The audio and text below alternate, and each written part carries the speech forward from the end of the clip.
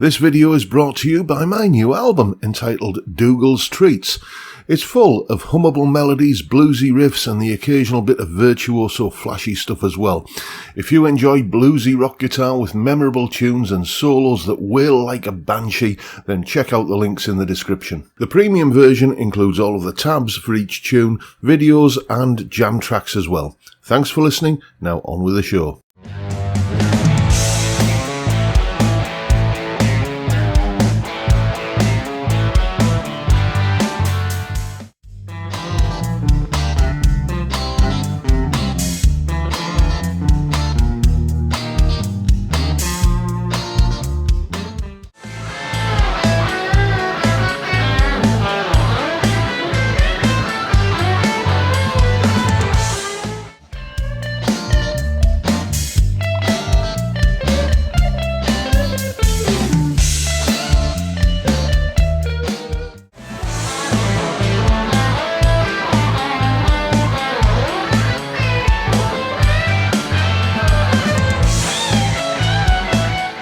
Hello chaps, welcome once again to John Robson Guitar Tuition.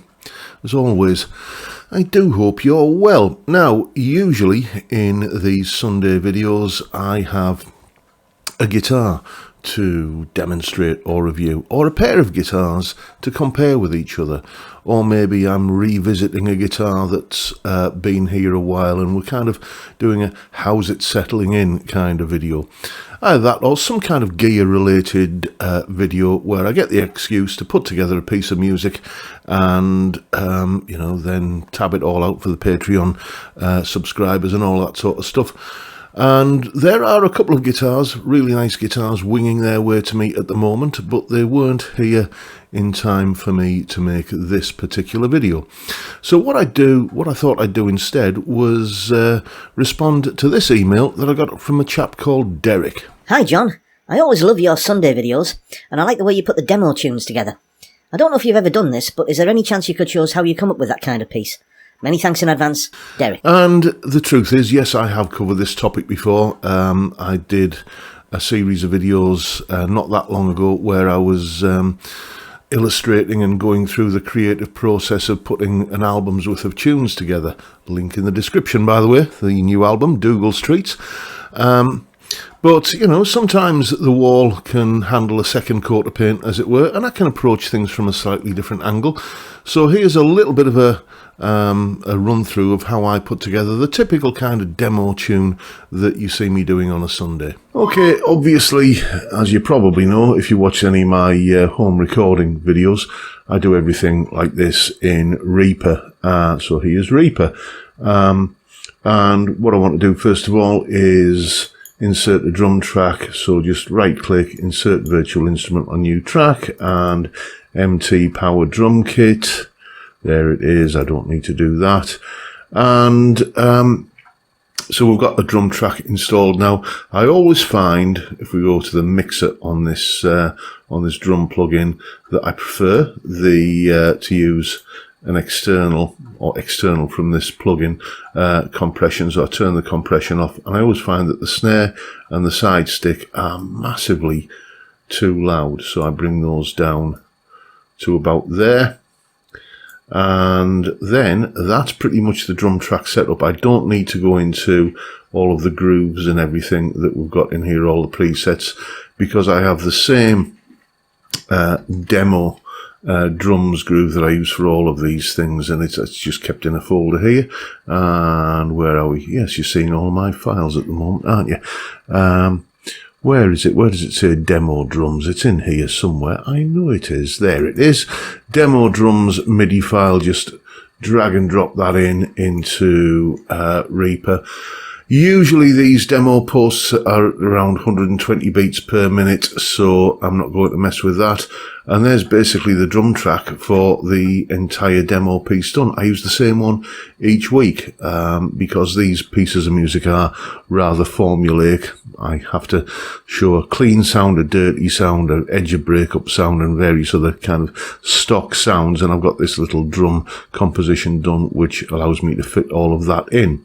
So the next thing to do is to try and come up with some kind of riff. Right, so to a main riff. I'm a classic rock kind of bloke, and, you know, I want to write something in that vein, basically. Something that sounds like it could have come off a Bad Company or AC/DC album circa 1978 or whatever. So, you know, what key we're going to do it in? Well, you know, for that style of music, you want to be in the key of A or D or G or E or something like that. And, you know, I'm just looking for something that's got a bit of a hook to it, something a bit catchy. You know, you've got the sort of White Room kind of trope, haven't you? That, or you got the All Right Now thing. Like that. If you played in a rock covers band for any amount of time, then you're going to have a head full of these little fragments of riffs. And, you know, like most guitarists, I tend usually to default to the key of A, unless there's a good reason to go elsewhere. And you just start messing around with maybe, I don't know, that kind of thing. Something like...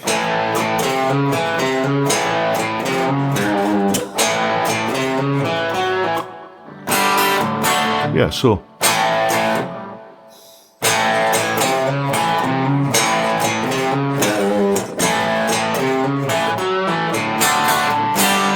oh. Yeah, hang on.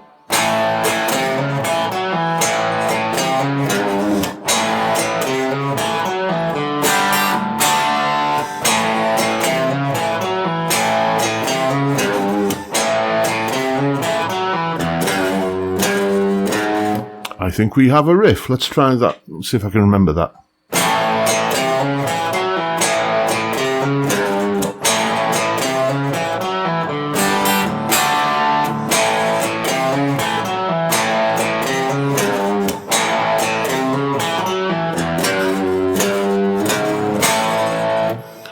There's the riff, just kind of playing around with this kind of A blues kind of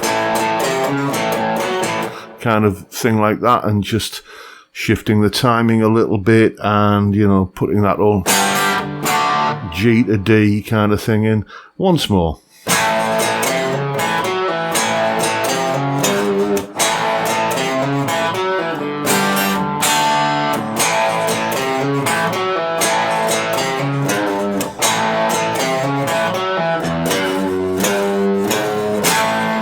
There's my riff. That's going to be the backbone of the tune. Okay, so I've got a riff, something like this, wasn't it?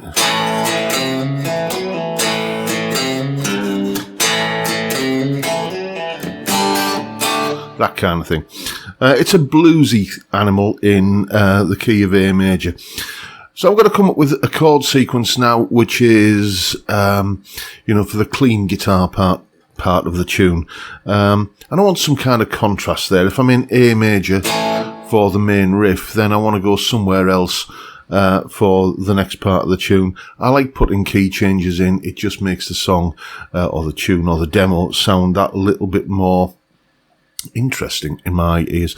You can put like a really distant key change in, you know, where like in Layla, where it goes from D minor down to C sharp minor.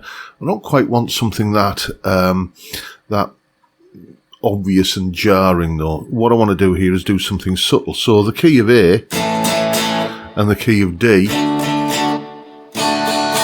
are closely related, but how about if I make the D into D minor?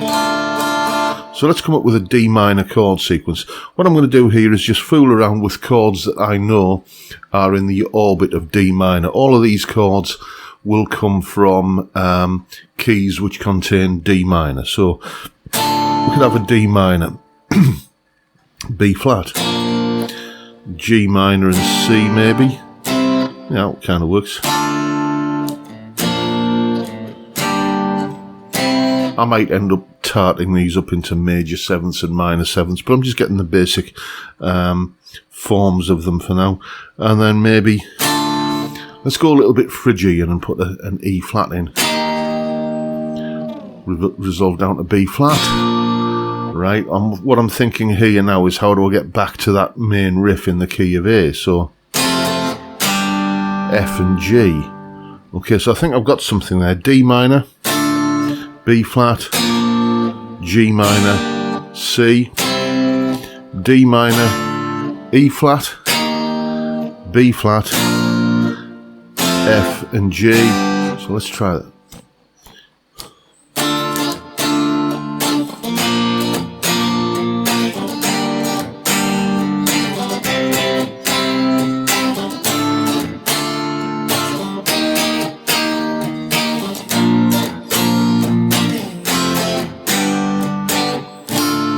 That resolves nicely back to the D minor, but also it's going to go nicely back to the main riff in A. So you know, kind of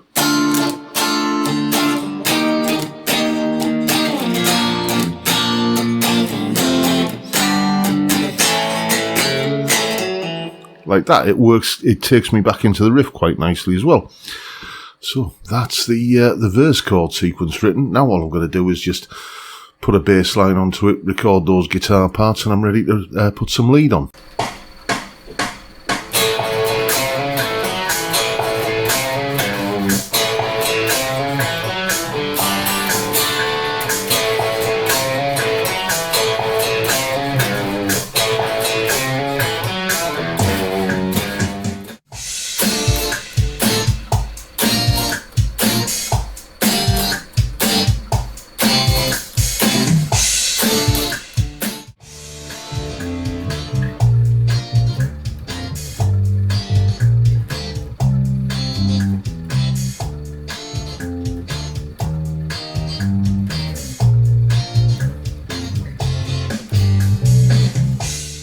And in terms of the time it takes to put a backing track together, like you just saw me doing there, about 35-40 minutes. I basically double track all the guitar parts, so that doubles up the amount of time it takes to do that. And then it's very, very rare that I get the bass done in a single take. If I'm going to make a mistake, it's when I'm doing the bass line. So yeah, that often pads out the rest of the time. And then I just put some lead parts onto it. Now I've done countless videos on, you know, playing lead guitar, about what scale to use over these chords or that chords, and you know, note choices and stuff like that. I'm not going to go into that here. Suffice to say that, you know, it doesn't take me too long to put the lead parts on usually. We all have bad days where sometimes it does take longer than we like, but as a rule I can usually get the lead parts done in a couple of takes, and we end up with something like this.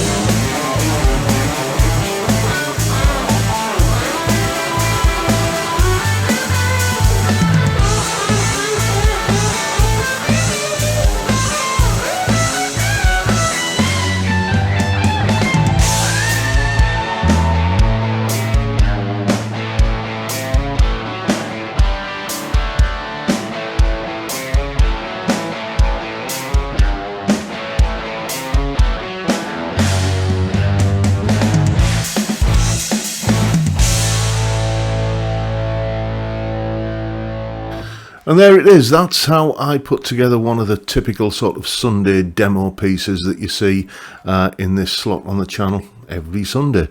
Hopefully, as I say, there will be some fresh meat turning up, some fresh guitars to undergo that process in the next couple of weeks. Well, there's one actually just sat over there now. It arrived while I've been filming this video, so keep your eyes open for a rather nice looking SG in the coming weeks. But that is it for today, folks. There's a full tab for that piece of music, by the way, in both Guitar Pro and PDF formats, along with a clip of me playing it and the jam track to play along with yourself. That is, as usual, all up on my Patreon page. There's the address, link in the description. As I'm sure you know by now, $3 or about £3 a month gets you access to all of these additional goodies that go along with these YouTube videos. And of course, a massive thank you to everyone who supports me in that or any of the other ways, all of which are down there in the description. But that's it for today, folks. Hope you've enjoyed the video and found it entertaining in some small way, and if that's the case, please hit the subscribe button and the notification bell if you haven't already done so. And why not drop me a like as well while you're at it. Don't forget the live stream every Friday, 5 PM UK time. We drink beer and we talk about stuff. That's basically it. But it's a great way to kick off the weekend, and I'd love to see you there if you can make it. But for now, I'll bid you all a good day and say thank you so much for watching. Thank you for your time. Look after yourselves, folks. Stay well, stay safe, and above all, stay sane. Bye for now.